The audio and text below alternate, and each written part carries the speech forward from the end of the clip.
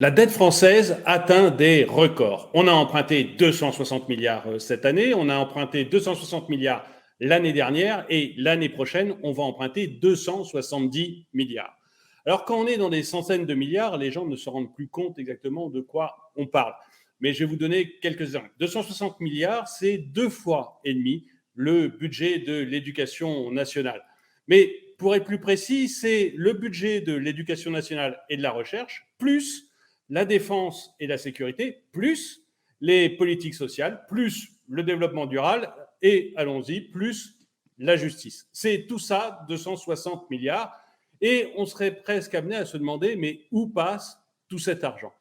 Mais aujourd'hui, ce n'est pas pour ça que j'ai voulu faire cette vidéo. Aujourd'hui, j'ai voulu faire cette vidéo parce qu'il y a un véritable scandale dans la façon dont on emprunte cet argent, dont la France et Emmanuel Macron empruntent cet argent.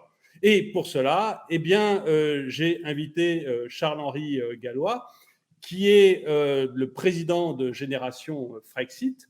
Et je l'ai invité parce que en parcourant le net, j'ai vu qu'il avait interpellé la Cour des comptes sur justement le scandale de ces emprunts. Donc, Charles-Henri Gallois, bonjour.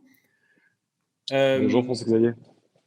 on va donc parler de ce scandale, du scandale des OTI et des différents autres, mais on nous avait vendu Macron comme un petit Mozart de la finance, un génie financier. Mais là, on s'aperçoit qu'à part creuser la dette et faire des bourdes terribles, il n'a pas fait grand-chose. C'est même à se demander s'il ne fait pas exprès. Donc, je vous laisse parler de ce scandale des emprunts d'État, déjà, comment la France emprunte et pourquoi il y a quelque chose de très étrange dans la façon dont on a procédé en France cette dernière année. Alors effectivement, on nous avait vendu le Mozart de la finance. Il s'avère que c'est plutôt le Beethoven de la dette quand on regarde les faits. Déjà, il faut savoir qu'avant même, et si on met de côté juste un court instant l'affaire des emprunts indexés sur l'inflation, Emmanuel Macron, c'est quand même 600 milliards de dettes en plus sur son premier quinquennat. C'est absolument énorme. Et vous parliez tout à l'heure, et à juste titre, du coût en fait de l'emprunt, ou du moins de la somme que l'État va emprunter chaque année, les 260 milliards d'euros. Il y a un autre ordre de grandeur qui peut plus parler aux Français, parce que vous parliez des dépenses. On peut aussi parler des recettes, puisque les recettes sont les Français qui les payent. Et c'est environ 3 fois le montant des recettes annuelles de l'impôt sur le revenu, donc que vous payez, vous et moi. Donc ça, c'est aussi un Ouais. indicateur à avoir en tête. La problématique et en fait le scandale énorme des emprunts indexés sur l'inflation, déjà, il faut savoir que c'est un outil qui est relativement récent à l'échelle de l'histoire de la France, parce qu'avant, on empruntait à chaque fois à taux fixe. D'ailleurs, c'est la même chose, vous et moi. Quand vous avez le choix pour acheter un appartement ou une maison, généralement, vous vous dites on va plutôt le faire à taux fixe, parce que c'est quand même difficile de se dire sur 10, 20 ou 25 ans quel va être le niveau d'inflation. Et donc, on se protège du risque d'inflation en empruntant à taux fixe. C'est aussi ce que faisait l'État et ce qu'a toujours fait l'État.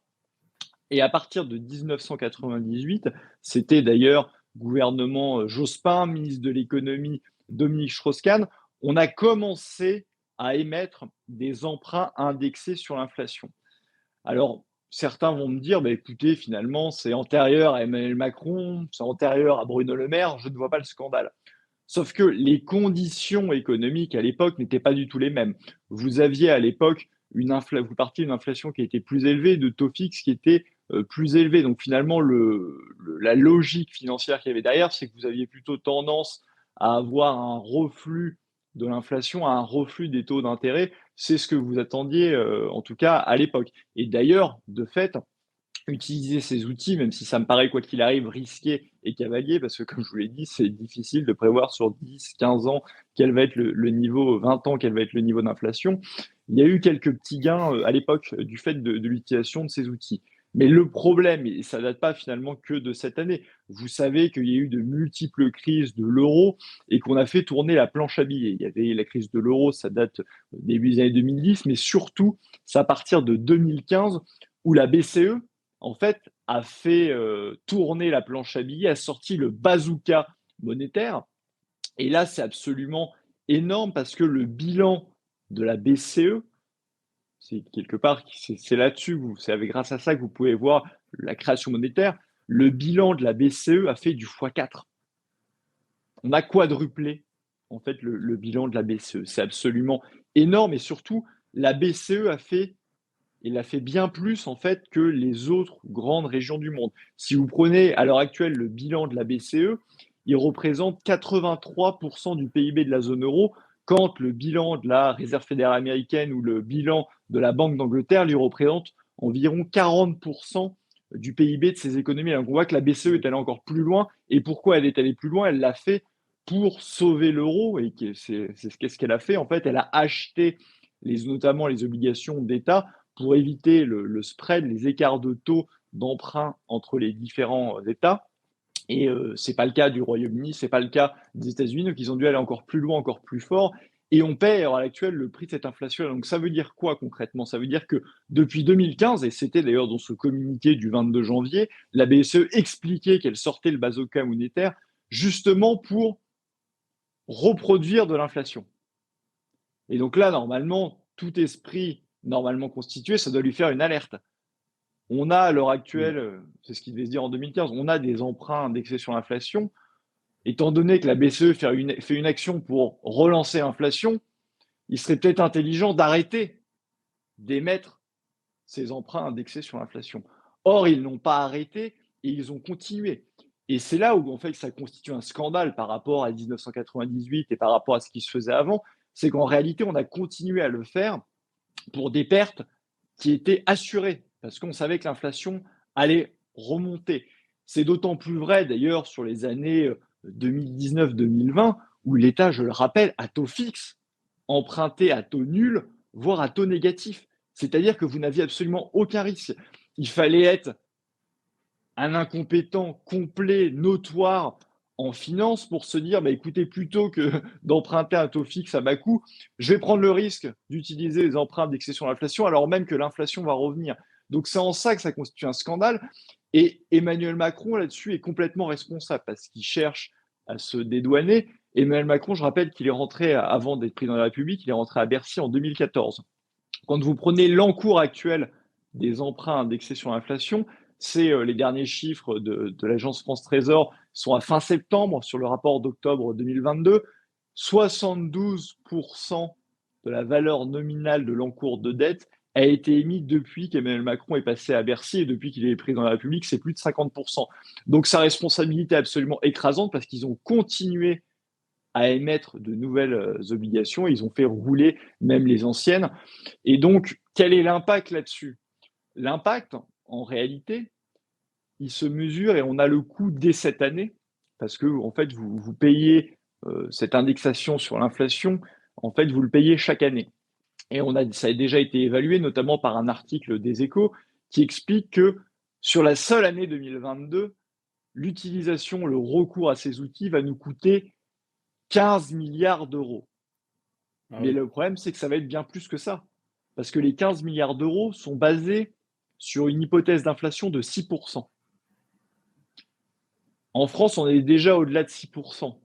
Mais le problème aussi qu'il y a là-dedans, c'est qu'il y a deux types d'emprunts indexés sur l'inflation. Vous avez les OATI, sont les emprunts indexés sur l'inflation de la France, mais vous avez les OATEI, qui sont les emprunts indexés sur l'inflation en zone euro. Or, l'inflation en zone euro est bien supérieure à l'inflation française, c'est 10,7% en zone euro quand vous êtes à un peu plus de 6% en France. En réalité, même vous êtes au-delà de 7 quand vous prenez les statistiques d'Eurostat, parce qu'à chaque fois, l'INSEE sous-valorise l'inflation par rapport à l'inflation harmonisée d'Eurostat. Mais toujours Donc ça est-il veut que… dire qu'on a Oui, des, pardon, ça veut dire qu'on a des emprunts en fait actuellement qui coûtent à l'État français 7% ou 6,5%, voire des emprunts qui lui coûtent du 10% par an. oui, 10,7. Et Et attention, il y a pourquoi? les deux tiers sont des emprunts indexés sur l'inflation en zone euro, qui est bien supérieure, D'accord, donc la plupart, oui, la plupart c'est zone euro, donc 10, entre 10,7. 10 et 11%. Et alors, vous parliez de 15 milliards, j'aime bien toujours donner aux gens des ordres de grandeur. Le budget de la justice en France, c'est 10 milliards. Hein, donc, On a le budget, on dépense 10 milliards pour la justice et 15 milliards pour rembourser des emprunts indexés sur l'inflation. Donc, c'est complètement. Mais C'est et là où incroyable. c'est complètement Mais, dingue, vous avez raison. et pourquoi est-ce qu'on a fait ça? Parce que la logique, comme vous le disiez, en 2015, quand la Banque centrale dit mon but c'est de relancer l'inflation, la logique en principe de l'État, ça devrait être de dire toutes nos obligations indexées sur l'inflation, on les rachète. On les rachète en émettant des obligations à taux fixe à 0%. Quoi. Parce que le taux fixe à l'époque, c'est 0%. Bon, j'émets, je ne sais pas, 100 milliards d'obligations à taux fixe à 0% et je rachète 100 milliards d'obligations à taux variable. Pourquoi?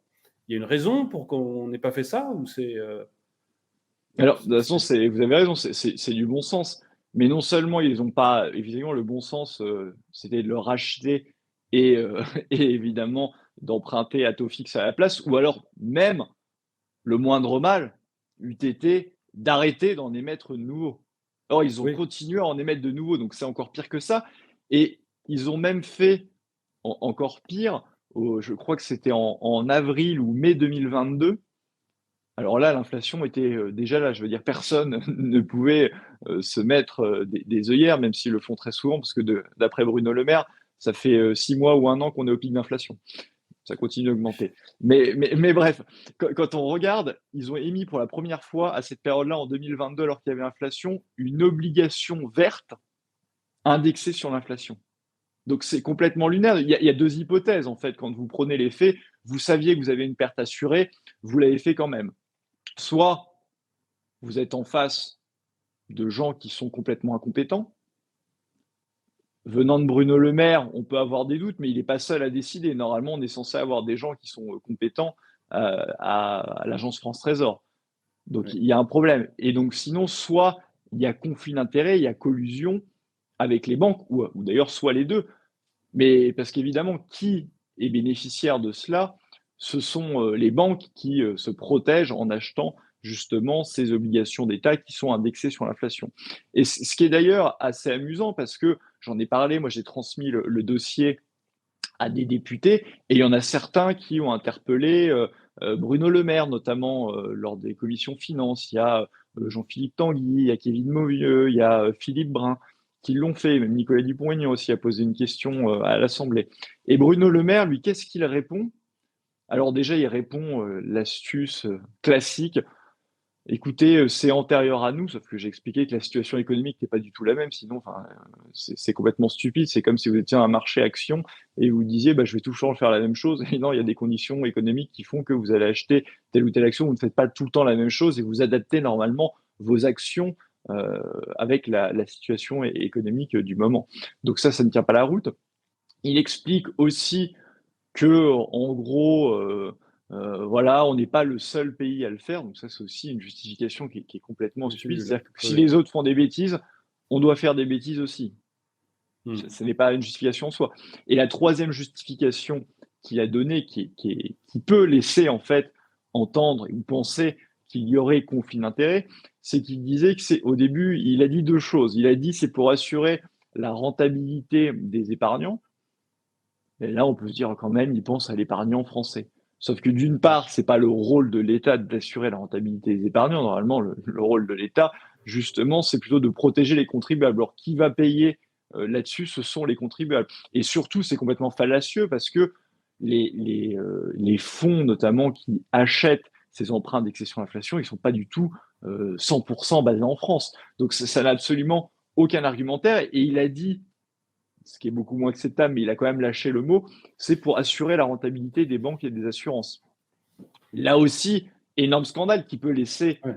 penser qu'il y a collusion, mais surtout, c'est pareil, ce n'est pas le rôle de l'État d'assurer la rentabilité des banques et des assurances. Le rôle de l'État, normalement, c'est de dépenser au mieux les deniers publics et c'est aussi de protéger les contribuables. On sait que c'est peut-être pas la norme en ce moment, il suffit de voir à Paris avec Anne Hidalgo, mais quand on regarde normalement le rôle qui doit être celui de responsable politique, c'est de protéger évidemment le contribuable et pas de dépenser n'importe comment l'argent public. D'ailleurs, je rappelle que une des grandes avancées de la Révolution française, c'était le contrôle, notamment par le peuple, du budget pour arrêter de faire n'importe quoi. Et là, on est dans quelque chose qui est complètement inverse à cela, et les arguments de Bruno Le Maire vraiment ne tiennent pas la route. Et il y a un autre argument d'ailleurs, quand vous savez que j'ai saisi la Cour des comptes, et le président de la Cour des comptes, c'est Mmh. Monsieur Pierre Moscovici. Et Pierre Moscovici, il a aussi été auditionné par la commission des finances, de même que Monsieur Geroid Gallo, qui est le président de la Banque de France. Le président de la Banque de France, lui, il a dit quelque chose qui est quand même assez lunaire. On sent que le sujet les gêne. La Banque de France, il faut savoir que dans le cadre de ces assouplissements quantitatifs, les QE détient 25% de la dette publique française. Et lui, quand on Mmh. l'a questionné là-dessus, sur les OATI, il a dit, oh, vous savez, moi, je ne suis pas un spécialiste de la dette publique française. Alors qu'il en détient 25%. Donc, c'est complètement lunaire, on sent qu'il est mal à l'aise là-dessus, peut-être qu'il ne veut pas charger les politiques, peut-être aussi qu'il sait très bien que ça bénéficie aux banques, donc il ne veut pas mettre la lumière là-dessus, mais il a complètement botté en touche de manière absolument ahurissante. Et Pierre Moscovici lui a donné un autre argumentaire tout aussi ridicule que celui de Bruno Le Maire. Il a expliqué, vous savez, l'avantage des emprunts indexés sur l'inflation, c'est que ça a une dimension contracyclique. L'air de dire, oui, là peut-être qu'on paye plus cher, mais regardez, ça nous a rapporté avant. Mais c'est complètement stupide parce que vous aviez l'occasion, au contraire, de vous désendetter. En fait, d'avoir Mmh. des emprunts indexés sur l'inflation pendant une période d'inflation, logiquement, la dette d'État diminue. Elle diminue parce que vous avez le PIB en valeur nominale, pas en valeur réelle, mais en valeur nominale, qui augmente, et mécaniquement, ça vous baisse normalement votre ratio dette publique sur PIB. Mais là, en indexant justement votre dette sur l'inflation, en fait, ça annule absolument tout le gain. Ça annule aussi le gain que vous avez, notamment de la TVA au niveau de l'inflation et des recettes. Vous l'annulez en partie à cause de ça. Donc, c'est là encore un argument qui est complètement stupide, et on voit qu'ils n'ont réellement aucun argument à donner pour justifier le recours depuis 2015 à ces emprunts indexés sur l'inflation. Oui, ou alors ils n'osent pas donner l'argument, parce que je suis d'accord avec vous, c'est pas des imbéciles. Individuellement, on peut se poser la question parfois, mais l'agence France Trésor, donc qui place la dette française, elle fait ça depuis des années, des dizaines d'années, et elle est reconnue comme étant très très douée. C'est un tout petit groupe de personnes, mais qui est très doué pour vendre la dette française. Donc ils connaissent très très bien leur boulot. Donc ils ont certainement alerté le gouvernement là-dessus, et le gouvernement l'a fait. Et parmi tout ce que vous avez cité comme possibilité, enfin comme argument qu'a donné le gouvernement, moi le seul qui me semble juste, c'est de vouloir sauver les banques, entre guillemets. Ce qui n'est pas forcément une mauvaise chose, c'est-à-dire que on a obligé les banques à acheter de l'obligation d'État, en leur disant les nouvelles normes, BAL 4, je crois, vous devez avoir tant d'obligations d'État dans votre portefeuille, etc. Bon. Et puis, une fois qu'on les a obligés à acheter les obligations d'État, on leur a dit, bon, ben maintenant, les obligations d'État, c'est taux zéro. Ah bah oui, mais, mais c'est tout droit à la faillite si les taux remontent, quoi. Il n'y a rien à faire. Mais vous ne pouvez pas nous obliger à acheter les obligations et mettre un taux zéro, parce qu'on va droit à la faillite. Ce n'est pas possible de faire autrement. Donc, il pourrait y avoir une justification à dire, bah, on a mis indexé à l'inflation pour éviter les faillites bancaires. Mais soit ils n'osent pas le dire, soit je me trompe et ce n'est pas vrai. Donc voilà, il y a peut-être aussi un côté, les banques sont nos amis, on est dans un petit monde très clos entre nous, et laissez-nous faire notre business entre nous, quoi. Hein. Mais, mais moi, c'est une justification que je serais prêt à entendre si c'était la vraie, de dire, mais en fait, le système qu'on a mis en place avec la BCE n'est pas du tout tenable par les banques. Le seul moyen, c'était d'indexer sur l'inflation. Je ne sais pas si c'est la bonne réponse, mais je suis Ça peut être étonné une piste. Hein. je suis étonné qu'ils n'osent pas aller jusqu'au bout de leur réflexion. Alors, évidemment, comme les banques, c'est forcément méchant parce que c'est les banques, et puis parce que Macron a bossé chez Rothschild, c'est une explication qui est peut-être dure à tenir pour un politique, mais moi, ça ne me semble pas totalement fou.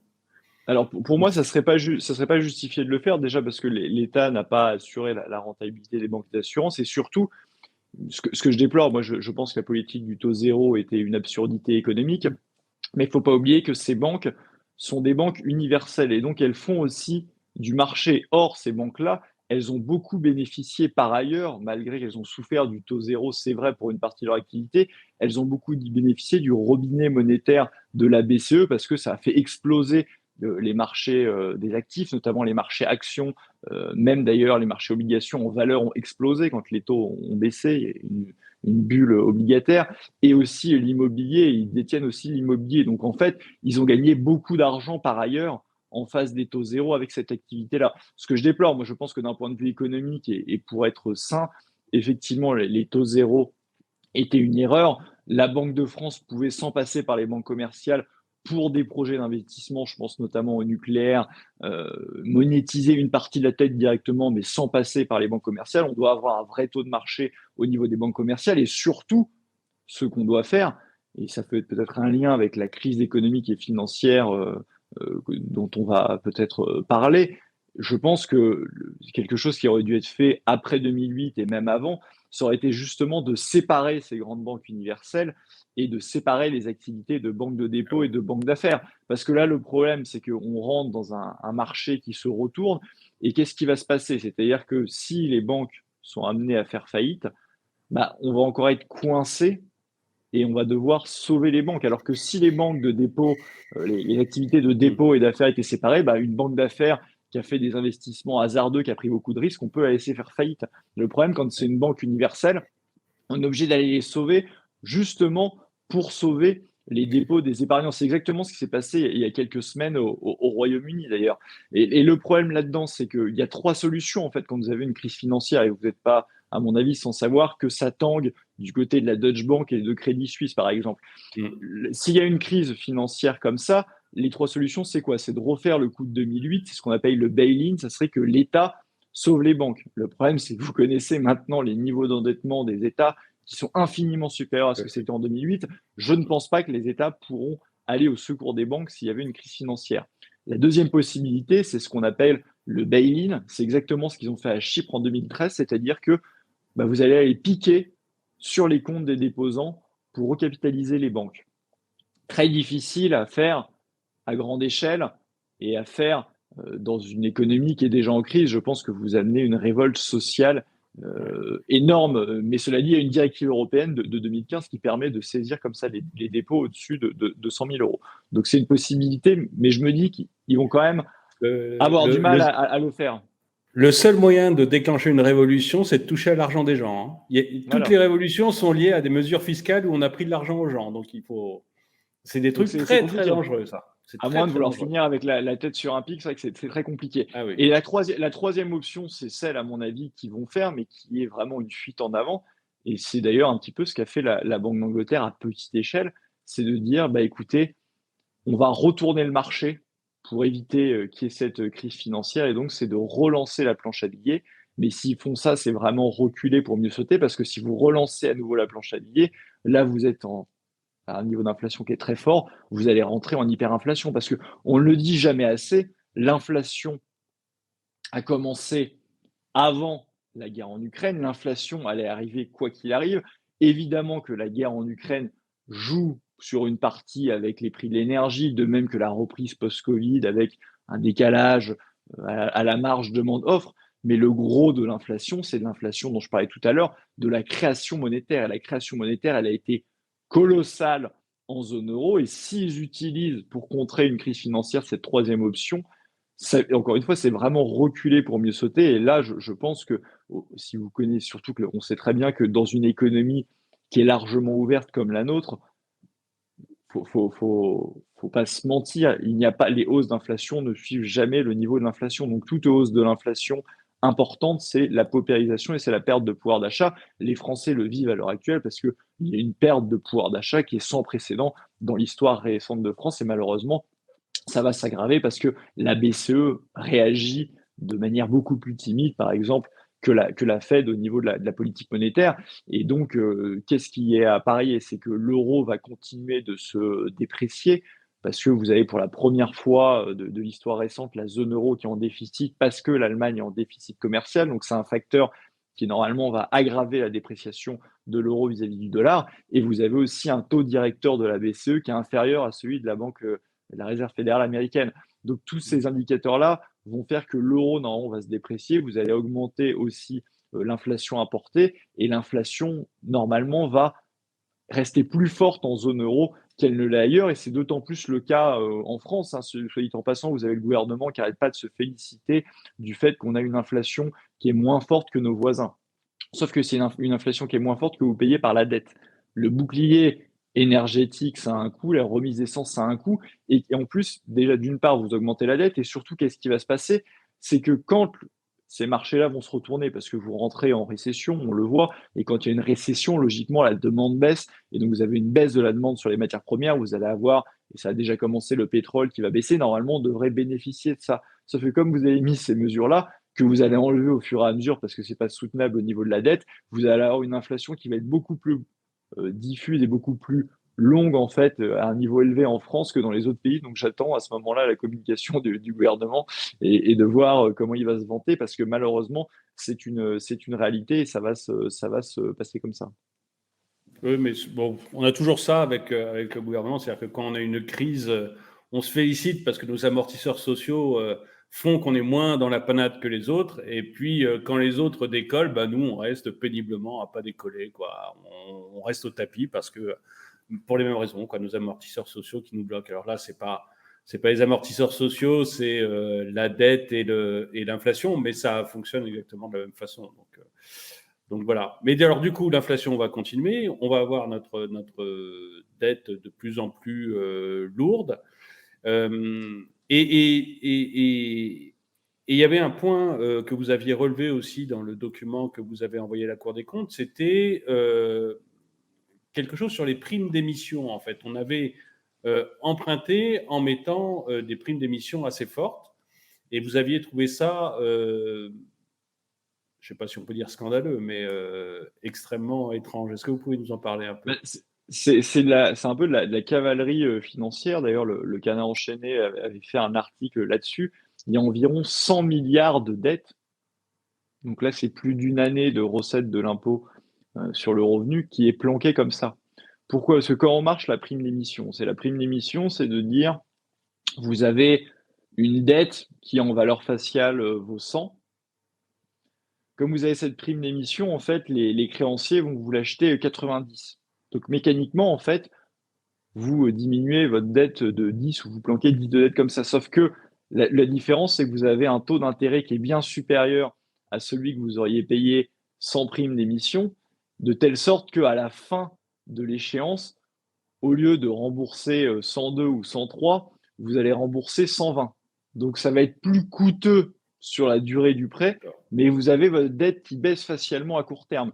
Donc c'est un véritable scandale, en fait, c'est une sorte de maquillage des comptes ou de cavalerie, et l'État avait commencé à faire ça sous Macron, mais ça a été industrialisé quelque part sous Macron jusqu'à planquer 100 milliards de dettes. D'ailleurs, ce système de prime d'émission marche aussi dans le cadre des OATI et OATEI.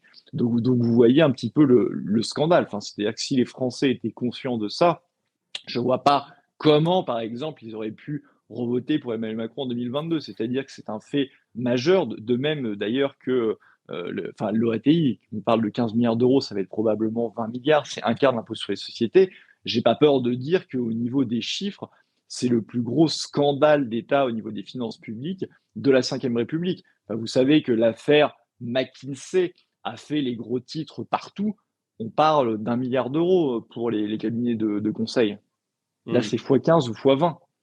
Donc, normalement, ça devrait, dans un pays normal, avec une presse économique qui marche, avec même des journalistes qui sont sensibilisés à la chose économique, ça devrait faire le tour de la presse et on devrait entendre parler partout. À part quelques députés qui ont interpellé le ministre, moi j'ai été interviewé sur quelques chaînes, dont la vôtre, et je vous remercie. Le moins qu'on puisse dire, c'est que les médias n'en parlent pas. C'est absolument dingue. Et surtout que c'est encore une fois, c'est le coût uniquement pour cette année, parce que quand vous regardez la facture totale, l'inflation, elle va pas retomber à zéro en 2023. Vous voyez qu'ils sont déjà en train de remonter les prévisions. Maintenant, je crois que l'Eurostat donne déjà plus de 6% en 2023 pour la zone euro. Donc, ça continue d'augmenter. Et surtout, encore une fois, vous payez ce coût-là tous les ans. Quand vous prenez en fait la valeur réelle de l'encours, donc qui inclut dedans le niveau d'inflation par rapport à la valeur nominale, c'est quelque part l'estimation de ce que vous allez payer sur la durée de ces emprunts-là.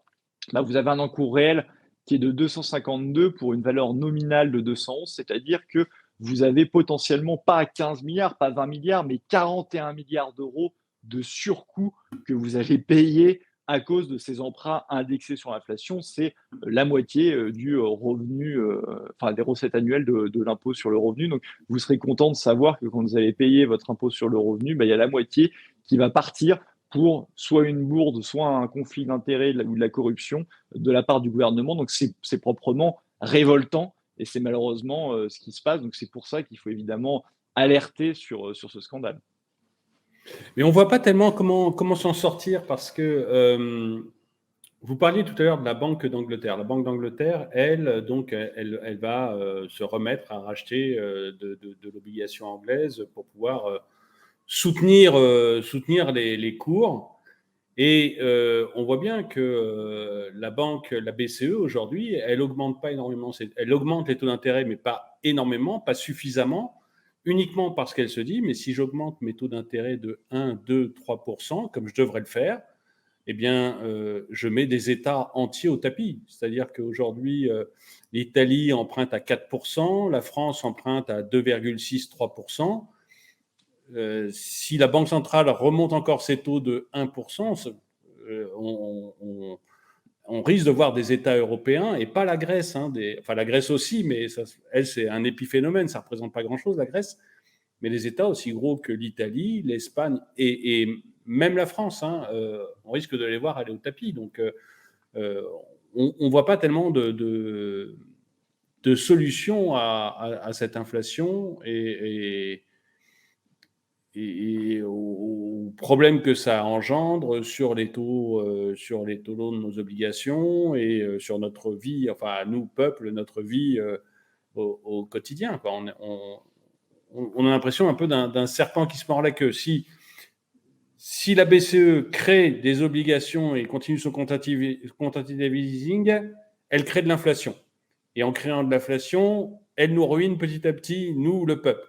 Mais si elle augmente ses taux d'intérêt suffisamment forts, un peu comme l'avait fait Paul Volcker dans les années 80, si elle augmente ses taux d'intérêt forts pour casser l'inflation, ben à ce moment-là, c'est les États qu'elle risque de ruiner et de mettre en faillite. Donc, on ne voit pas trop de sortie de crise en Europe. Je ne sais pas si vous en voyez ou si vous voyez comment tout cela risque de se finir.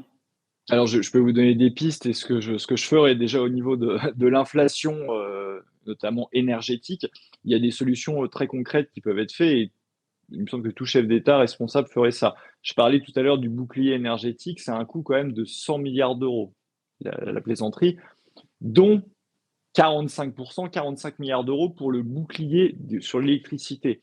Or, sur l'électricité, c'est aberrant de payer ces 45 milliards d'euros parce qu'on a un prix de l'électricité qui explose à cause d'un système de fixation des prix qui est celui du marché de l'Union européenne de l'électricité, qui a eu la bonne idée à la demande des Allemands d'indexer le prix de l'électricité sur celui du gaz. Donc en fait, on surpaye une électricité qu'on ne devrait pas payer. Il y a déjà le Portugal et l'Espagne qui sont sortis de façon temporaire de ce marché-là. La France aurait dû le faire et non, on préfère continuer à payer, à s'endetter, plutôt que de sortir par idéologie, par dogmatisme du marché de l'électricité. Donc, première chose que je ferais, évidemment, c'est sortir immédiatement du marché de l'électricité, ce qui permettra d'amortir le coût de l'électricité en France. La deuxième chose, c'est évidemment qu'on peut condamner l'invasion russe en Ukraine. Il est suicidaire à court terme pour l'Europe de se passer de l'approvisionnement russe. Évidemment que ne serait-ce que pour de l'indépendance énergétique, il faudrait se passer du pétrole, qu'il soit russe ou ailleurs, et même du gaz, même si la France est peu impactée sur le gaz. Mais à court terme, c'est de la folie de faire ça. Et donc évidemment, contre l'inflation, il faudrait lever les sanctions vis-à-vis de la Russie sur les produits énergétique. Donc ça, c'est au niveau de l'énergie. La deuxième chose, c'est que moi, je pense qu'on est obligé de faire ce resserrement monétaire, mais le problème, c'est même pas les États, quelque part, qui vont faire tapis. Le problème, c'est qu'il y a des banques qui peuvent faire tapis si le marché boursier se retourne, si le marché immobilier se retourne. Et donc, la première chose à faire, c'est ce que j'ai dit tout à l'heure, il faudrait avant la remontée des taux et en même temps, du moins avec la remontée des taux, c'est séparer les activités de dépôt et de banque d'affaires. Et je pense que c'est les deux éléments qu'il faudrait faire de manière urgente à court terme pour éviter une crise réellement systémique. Donc, c'est les choses que je ferai. Alors, évidemment, ça ne résoudra pas la dette publique qui est très importante. Hein. Même, il faut savoir que sur les emprunts à taux fixe, vous parliez du taux qui est passé à 3%. Une hausse de 1%, si elle reste continue, à horizon 10 ans, c'est 40 milliards d'euros, là aussi, de charges d'intérêt en plus. Donc ça pose une vraie problématique de soutenabilité de la dette publique à long terme. Donc évidemment que ça sera toujours là, mais je pense qu'il n'y a pas d'autre échappatoire à court terme que de faire les actions dont je vous ai parlé. Oui, d'accord. Oui, parce que, alors, une phrase qui me revient, moi, d'Alain Madelin qui disait ça au moment de 2008, de la faillite de Lehman et du moment où on a voulu sauver toutes les banques. Il disait finalement le problème du too big to fail pour les banques, c'est le too big. Donc il suffit de les casser toutes Exactement. en petits morceaux et d'interdire qu'une banque soit too big. Comme ça, bah, si elle Oui, chute, de elle chute. séparer, de Et tant pis. séparer encore une fois les activités, parce que là, vous êtes Et, dans un aléa moral qui est absolument inadmissible. C'est-à-dire que comme vous avez les dépôts et vous savez que l'État doit garantir les dépôts, bah, vous pouvez faire absolument n'importe quoi, prendre des risques démesurés sur les marchés financiers. Donc, quand vous prenez des risques, gros risques, ça peut être aussi gros gains. Donc, quand vous avez le gain, c'est très bien, le gain est pour vous. Sauf que quand vous faites l'erreur et que le marché se retourne, bah, comme il faut sauver les dépôts, on vous sauve. Donc, c'est la socialisation des pertes et la privatisation des profits. Et ça, évidemment, que c'est pas acceptable. C'est quelque chose qui aurait dû être fait après 2008, mais évidemment, le lobby bancaire a été plus fort que les bonnes paroles et des gouvernements, parce que rappelez-vous, ce qu'on avait entendu après 2008, c'est la dernière fois, on a appris de nos erreurs, vous allez voir ce que vous allez voir. Et moralité, c'est qu'à part quelques mesures prudentielles de type BAL 3, en réalité, tous les problèmes structurels sont encore là. d'accord. Et donc, bon, donc on casse les banques, enfin on les sépare en actifs, etc. Vous ne pensez pas qu'il y a un risque au niveau des États, en fait? Que le fait qu'il y ait un tel, même au sein de la zone euro, c'est-à-dire un tel différentiel entre l'Italie et l'Allemagne. Hein, l'Allemagne, elle emprunte à 2, l'Italie emprunte à 4, c'est quand même 2 fois plus. Hein, ça fait quand même des problèmes de soutenabilité. Ah oui, Alors mais vous savez, pour que les gens j'ai fait comprennent, en une, fait, j'ai fait une vidéo là-dessus dès 2020. Donc c'était avant ouais, même qu'il y ait l'inflation. Enfin, l'inflation, parce qu'on nous dit que c'est que la guerre en Ukraine, vous savez. Mais je disais justement que l'inflation allait possiblement amener à une explosion de la zone euro. Parce que au moment où je disais ça, c'était avant que la BCE réagisse, avant qu'on ait tel niveau d'inflation. Et je disais de toute façon, avec les politiques monétaires qui ont été menées, on va avoir un retour de l'inflation. Et donc, il y a deux, c'est ce que j'expliquais déjà à l'époque, et on est en plein dedans.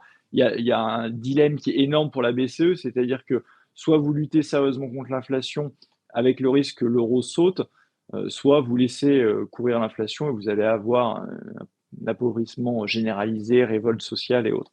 Il se trouve que là, il semble en tout cas, ils essayent de lutter contre l'inflation. Et la lutte contre l'inflation, vous l'avez dit, ça fait remonter les taux d'intérêt, notamment dans tous les pays de la périphérie. Et il y a des pays comme l'Italie, mais la France n'est pas loin, qui rentrent dans une trappe à dette, c'est-à-dire que vous avez des taux d'intérêt qui sont bien supérieurs au taux de croissance et même au taux de croissance potentiel. Et donc, en fait, cette dette devient insoutenable. Et dans ces cas-là, si la dette est insoutenable, vous n'avez pas 36 solutions. C'est que vous sortez de l'euro pour monétiser une partie de votre dette avec de la monnaie nationale. Et c'est d'ailleurs ce qui pourrait être fait en France, mais ça ne sert à rien de monétiser des dépenses de fonctionnement, ça va alimenter l'inflation. Mais en France, vous pourriez par exemple maintenir des taux d'intérêt assez élevés, mais relancer la machine notamment avec des grands investissements. Moi, je pense que la France, pour son indépendance énergétique, et on le voit malheureusement à l'heure actuelle, on souffre de 20 ans de sous-investissement dans le nucléaire, on le paye aujourd'hui. La France, par exemple, pourrait monétiser la construction de centrales nucléaires. Ça serait quelque chose d'intelligent d'un point de vue économique. oui, ça demanderait aussi d'avoir des responsables politiques qui soient Qui pense à long terme. responsables, qui soient Mais non, parce que enfin, emprunter de l'argent, on en fait. Hein. On va emprunter 270 milliards l'an prochain. Il n'y aura pas beaucoup qui iront dans des infrastructures. Hein. Exactement. Mais Ça va c'est être ça pour payer le la tout grande venant, quoi. différence. C'est Voilà. ça moi je suis pas dans l'optique du tout de dire il faut saper, réduire le nombre de fonctionnaires quoi qu'il arrive. Le problème c'est où est mis l'argent, dans quel fonctionnaire. Quand vous mettez des types dans les hôpitaux qui sont là à faire les inspecteurs des travaux finis, ça sert absolument à rien. Il vaudrait mieux avoir une infirmière de plus à la place. Et donc Mm. ce qui compte, c'est aussi là où on met l'argent. Et il y a un grand problème en France au-delà du niveau des dépenses publiques, c'est comment il est utilisé, hein. Une des premières choses à faire, ce serait de faire un énorme audit, hein, des dépenses de l'État. Enfin, il y a le problème aussi, on parle souvent du millefeuille. Moi, je suis d'accord pour le millefeuille. Le problème, c'est que souvent, ils veulent réduire l'État, ils veulent réduire les communes. Moi, je suis plutôt à couper l'Union européenne, à couper les régions, à revenir au triptyque État, département, commune. Et ne serait-ce que la régionalisation aussi. Enfin, vous avez créé des doublons, vous avez créé des conseils régionaux avec les chauffeurs, avec comment dire, avec évidemment tout un tas de petits fonctionnaires pour faire marcher les conseils régionaux. C'est la même chose au niveau de l'Union européenne. Vous savez que les députés européens touchent un argent dingue, les fonctionnaires européens, c'est la même chose. Ils payent très peu d'impôts et de cotisations sociales et pas dans les pays membres. Donc, il y a évidemment des économies à faire là-dessus, et il y a notamment des économies à faire au niveau de la région, au niveau de l'Union européenne, sans même toucher au portefeuille des Français. Donc, il y a des économies à faire. Si on fait ce grand audit, il y a des économies à faire, mais des économies sur des dépenses qui sont inutiles, et il y a plein de dépenses publiques qui sont utiles, et même des secteurs, je pense à la police, je pense à la justice, je pense à la santé, où il y aurait besoin de dépenser plus ou de dépenser mieux que ce qu'on le fait actuellement. Oui, moi j'ai trois exemples à donner qui m'ont toujours choqué. On parle de l'hôpital, l'AP-HP, donc qui est l'ensemble des hôpitaux parisiens, qui est vraiment le plus gros ensemble et je crois le premier employeur d'Île-de-France. Hein. 30% des salariés de l'AP-HP n'ont jamais vu un patient. C'est-à-dire que c'est des Donc, gens qui sont à c'est dingue. Ouais. l'administratif. 30%, ce sont des gens administratifs. Moi, je trouve ça complètement farfelu. Si on prend la Oui, mais mairie de je Paris, parlais de la mairie de Paris et les subventions aux associations. Enfin, c'est alors il y, complètement. a, il y a les subventions aux associations, mais il y a l'effectif du pôle communication de la mairie de Paris. C'est-à-dire que les gens qui sont juste payés à faire de la communication de la mairie de Paris, c'est 250 personnes. 250 personnes. Je ne suis même pas sûr que Total ait 250 personnes à son pôle communication. C'est gigantesque, un pôle communication. Il ferait mieux d'embaucher 50 dératiseurs. Je pense que ça serait plus Ah, utile ça serait beaucoup plus utile. Et un autre exemple, c'est sur les radios. Radio France, donc le pôle public, Radio France, a un budget, c'est-à-dire qui tombe de l'État, hein, budget uniquement dû à l'État, qui est équivalent à l'ensemble du chiffre d'affaires de tous ses concurrents privés. Vous prenez toutes les radios privées, toutes, eh bien, le chiffre d'affaires de ces radios, c'est autant que le budget de Radio France. On se dit, mais enfin, ça n'a pas de raison d'être aussi gigantesque, ou pas, encore une fois, Et surtout qu'il y l'argent. a un vrai problème avec Radio France et avec d'ailleurs le service public de l'audiovisuel de manière générale. Moi, je suis pas du tout contre avoir un service public de l'audiovisuel, mais il y a un vrai problème surtout de pluralisme. Ah oui, oui, oui. C'est-à-dire que vous n'allez jamais entendre, par exemple, l'émission qu'on fait, le scandale des OATI, c'est à chaque fois très orienté avec une sorte de pensée unique, alors qu'au contraire, le service public devrait donner l'exemple et être évidemment les canaux qui font le plus de pluralisme, parce que normalement, ça va représenter la diversité de la nation, et la diversité des opinions et des idées politiques. Là, c'est absolument l'inverse qui se passe, donc il y a un vrai problème, là aussi, même sur le fond, de ce qui est fait au niveau Ah de oui. l'audiovisuel public. Mais voilà, c'était des exemples que je voulais donner de dépenses publiques qui sont gigantesques et qu'on doit retrouver partout. Là, ces trois exemples que je connais. Je Ben, vous pourrais savez que citer. pour l'Union européenne, il y a eu d'ailleurs un article là-dessus de la Tribune, et c'est quelque chose qui me tient à cœur. D'ailleurs, j'avais un chapitre de mon livre Les illusions économiques de l'Union européenne qui est dédié à ça.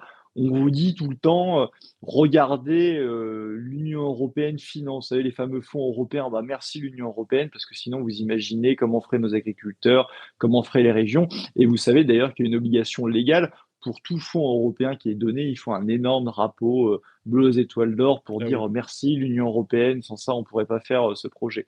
Sauf que l'Union européenne ne crée absolument rien.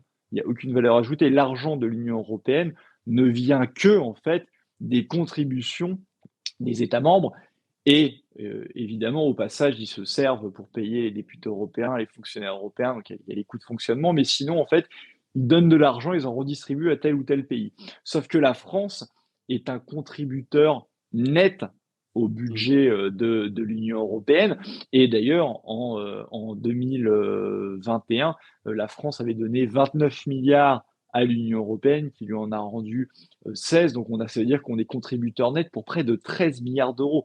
Donc vous vous rendez compte de l'argent absolument énorme aussi que nous coûte l'Union européenne, et c'est tout le contraire. Quand on vous dit que l'Union européenne finance la France, c'est depuis des années, la France est un contributeur net et donne des milliards et des milliards d'euros à l'Union européenne. Donc, ils vont en prendre une partie pour leur fonctionnement, puis ils vont en donner. Notamment, ça a explosé avec l'entrée des pays de l'Est, ça a augmenté aussi avec le Brexit, parce que le Royaume-Uni est un autre contributeur net. Mais on va donner, par exemple, 10 à 12 milliards d'euros chaque année à la Pologne, qui, pour nous remercier, va acheter des avions de combat américains plutôt que d'acheter des avions de combat français, par exemple. Donc, évidemment que là aussi, il y a une gabegie absolument énorme au niveau de l'Union européenne, sans compter, et le coût ne se limite pas d'ailleurs au simple coût budgétaire, parce que vous avez des cofinancements qui sont hors budget. Bah, typiquement, tout l'argent qu'on donne à l'Ukraine, quand Ursula von der Leyen décide Mmh. toute seule de donner 18 milliards d'euros, bah, la France va donner 17,4% de ce montant-là. Et donc ça, c'est hors budget, et c'est la France, donc vous et moi, qui allons payer. C'est la même chose d'ailleurs quand on a donné de l'argent à la Turquie, vous savez, pour retenir les migrants, ça c'était hors budget, c'était des milliards d'euros, il y a ça en plus. Vous avez aussi tout le coût, parce que l'euro est une monnaie qui a été pendant des années surévaluée pour la France, donc vous avez eu un coût économique qui est colossal, c'est jamais inclus dans le coût de l'Union européenne. Et vous avez aussi tout le coût normatif, parce que énormément de lois françaises, l'Assemblée nationale est devenue quasiment une chambre d'enregistrement en fait pour directives de l'Union européenne. L'inflation normative est énorme, et le coût d'application des normes de l'Union européenne pour l'économie, c'est plus de 30 milliards d'euros par an.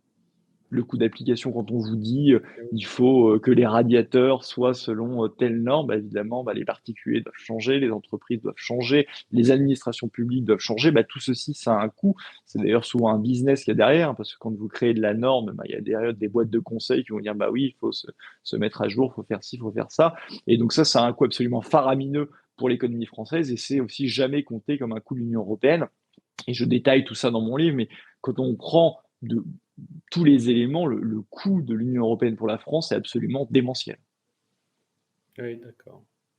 Mais en même temps, enfin, bon, vous êtes président de Génération Frexit, hein, donc on voit quel est votre objectif, mais enfin, au moins il est clair. Mais moi, je vois souvent hein, sur les commentaires sur ma chaîne des gens qui écrivent Frexit.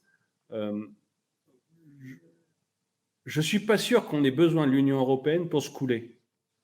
C'est-à-dire que j'ai l'impression que je serais d'accord si on avait comme dirigeant français, je sais pas, quelqu'un comme Pompidou, quoi. C'est-à-dire des gens qui sont structurés et qui savent ce qu'est une dette, ce qu'est une dépense, ce qu'est une recette, et qu'il ne faut pas que les dépenses soient supérieures aux recettes. Enfin, Raymond Barre, voilà, des gens structurés, quoi. Mais on n'a pas de gens structurés depuis. J'hésite entre Giscard d'Estaing et François Mitterrand. Donc en fait, on a plutôt des gens qui ont tendance à vouloir se maintenir au pouvoir, en fait, et à faire tout ce qu'il faut pour se maintenir au pouvoir en disant l'an dernier, on va arrêter le nucléaire, et puis là, au mois de mai, ben non, le nucléaire, c'est génial, on va le reprendre. C'est-à-dire des gens qui s'en foutent complètement. Leur problème, c'est pas la France dans 20 ans, leur problème, c'est l'élection dans 6 mois. Et essayer de se maintenir le plus longtemps possible au pouvoir. Et une fois qu'ils seront plus au pouvoir, soit ils iront dans une grande entreprise où on leur aura préparé la place, soit ils iront diriger la RATP comme notre ancien Premier ministre qui en tant que provincial connaît tout ce qu'il faut connaître sur la RATP, bien sûr. Ou alors ils diront comme Macron le fera, ils auront une carrière à la Obama, c'est-à-dire qu'ils donneront des conférences partout dans le monde, tranquillement en fait. Donc en fait, si vous voulez, moi je ne suis pas sûr que de quitter l'Europe, ça arrange en fait la France, parce qu'on a des dirigeants que l'on a qui sont, j'allais dire égoïstes, mais qui sont complètement auto-centrés et qui se foutent complètement d'où sera la France dans 10 ans. C'est même pas leur souci, ils s'en tapent allègrement. Tout ce qui les intéresse, c'est où eux, ils seront l'an prochain. Le reste, ça n'a aucune importance. Vous n'êtes pas Non, convaincu des compétences de Bruno Le Maire. Non, j'ai un doute. Mais je vais Et vous alors, quand je vois ce qu'on produit hein. à l'international, Moscovici, qui était nul, qui a été quand même ministre de l'économie sous François Hollande, c'est dire s'il n'est pas bon, qui se retrouve après commissaire européen, et puis qui part de commissaire européen, qui se retrouve maintenant à la Cour des comptes. Attendez, la France va pousser pour Bruno Le Maire au FMI, vous allez voir ce que vous allez voir. Oui, bah déjà, Christine Lagarde, qui a été ministre de l'économie en France, catastrophe. Elle passe au FMI, catastrophe. Elle revient directeur de la BCE. C'est la seule qui n'ait pas vu que l'inflation arrivait. Elle l'a dit récemment dans une interview. L'inflation est venue de nulle part, alors que tout le monde l'avait vu depuis plus de 6 mois. Elle devait être transitoire aussi. Mais je vais vous surprendre pour répondre à votre question. C'est que je suis d'accord avec vous. Pour la simple et bonne raison que le Frexit, ce n'est pas une fin en soi, mais c'est une Oui. condition qui est nécessaire, mais elle n'est pas suffisante. Mais néanmoins, elle reste nécessaire. Et elle est nécessaire parce que dans le cadre de l'Union européenne et de l'euro, dans le cadre des traités, en fait, toute politique économique, même toute politique en général, radicalement différente, est impossible. Donc, c'est-à-dire que c'est une condition qui est absolument nécessaire. Si vous ne faites pas le Frexit, vous pouvez faire toutes les promesses que vous voulez. Vous n'allez pas changer la politique française, vous allez continuer peu ou prou à faire les mêmes politiques qu'ont fait avant vous Bruno Le Maire, Macron, Hollande, Sarkozy. Vous allez faire peu ou prou, parce que c'est la même politique en réalité. Vous allez faire peu ou prou la même politique. En revanche, évidemment que quand vous aurez fait le Frexit, il y a des décisions qui vont être faites. C'est-à-dire que si vous mettez un ahuri qui vous dit faut sortir du nucléaire, bah, évidemment qu'il va plomber le pays, même si vous n'êtes plus dans l'Union européenne. Donc évidemment qu'il y a des décisions. On ne peut pas aussi faire n'importe quoi au niveau des finances publiques. Comme je vous l'ai dit, il y a des économies à faire au niveau des régions, au niveau de l'Union européenne. Donc on peut avoir, tout en continuant à investir d'ailleurs, mais on peut avoir une politique économique qui soit rationnelle, qui soit mesurée. Et donc, d'ailleurs, c'est nécessaire de le faire si vous voulez que la France tienne la route après un Frexit. Mais on est d'accord, ce n'est pas suffisant. Et d'ailleurs, la souveraineté, le combat de la souveraineté ne s'arrête pas à celui de l'Union européenne. Le combat de la souveraineté énergétique, du nucléaire, de se passer du pétrole, le combat de la souveraineté numérique, le combat de la réindustrialisation. Le Frexit est une condition nécessaire, mais vous n'allez pas avoir la réindustrialisation du jour au lendemain en claquant des doigts parce que vous avez fait le Frexit et vous avez dit Frexit. Il y a toute une politique à mettre en place pour pouvoir réindustrialiser. Donc là évidemment, en fait, je suis complètement d'accord avec ce que vous dites, mais il n'en reste pas moins que si vous n'avez pas le Frexit, vous n'aurez jamais de réindustrialisation, vous n'aurez jamais de politique d'indépendance énergétique crédible parce que l'Union européenne est un boulet et est une barrière à tous ces projets. D'accord, donc c'est plus un premier pas qu'une réalisation. C'est un moyen, c'est C'est pas une fin en soi, oui. Moi, je suis assez désespéré sur le personnel politique parce que quand on regarde de droite à gauche, en fait, c'est quand même beaucoup une politique étatiste, plutôt socialiste, même les LR, hein, c'est étatiste plutôt socialiste. Donc, c'est pas. Enfin, moi, je suis pas réjoui par le personnel politique qu'on a. Donc, je sais pas si on va pouvoir. Si on va réussir à s'en sortir, même avec un Frexit, et c'est pour ça que je ne pousse pas au Frexit, c'est que je me dis qu'au moins avec l'Europe, on a un gros bateau, c'est plus dur à couler qu'une petite navette comme la France, avec les mais Dieu politiques sait qu'on a si mis en place. Dieu sait si le capitaine est mauvais et Ah oui, anti-français. oui, non, mais il est mauvais. Hein. Mais bon, enfin. Parce que vous savez toujours ce qu'on dit, l'Union européenne, en fait, c'est l'Allemagne avec un autre drapeau. Donc, je ne suis pas persuadé Ah oui, qu'il soit très favorable aux intérêts de la France. oui, non, mais c'est très possible. Mais si on fait le Frexit, ça va être un choc colossal pour les Français. On ne se rend pas compte à quel Mais vous point savez, notre dette, nos dépenses et tout, ça va être. après-guerre, c'était un choc colossal. La France était dans Oui, un état économique pitoyable et on a réussi à se relever. En fait, la réalité, c'est est-ce que vous préférez une mort lente ou vous souhaitez avoir un rebond? Là, en ce moment, on est clairement dans un scénario de mort lente, de paupérisation de la France, de déclassement de la France à oui. absolument tous les niveaux. Et si on reste dans ce cadre de l'Union européenne, c'est cette mort lente qui est assurée, c'est ce déclassement qui est assuré. Enfin, je ne vais quand même pas revenir sur toutes les promesses qui avaient été faites lors du traité de Maastricht. Quand on regarde les promesses du traité de Maastricht, on a fêté les 30 ans récemment et qu'on compare à la réalité, tous ceux qui ont promu en réalité cette Union européenne se sont complètement plantés. Et la réalité, c'est aussi tout le sous-jacent de mon livre. J'ai parlé de budget de l'Union européenne, il est bien plus vaste que ça. Tous les faits, à chaque fois, ont donné complètement tort à ceux qui ont promu cette idéologie et cette organisation. Oui, là où je vous rejoins, c'est que la France toute seule n'aurait jamais pu arriver à autant de faiblesses dans tous les domaines. C'est-à-dire Ah, que il y aurait eu des forces de rappel, oui. Oui. très rapidement, les marchés financiers nous auraient rappelé à l'ordre sèchement, comme François Mitterrand en 1983. François Mitterrand arrive en 81, plein de promesses. Demain, on rase gratis, vous allez voir, l'argent va tomber. Et 2 ans après, il prend une telle claque qu'il a plus le choix. Il est obligé. Il a fait 2 dévaluations du franc. Enfin, il a vraiment plus le choix. Il est obligé de revenir à des choses un peu plus sérieuses. Voilà, je crois que effectivement, toutes les politiques que l'on mène.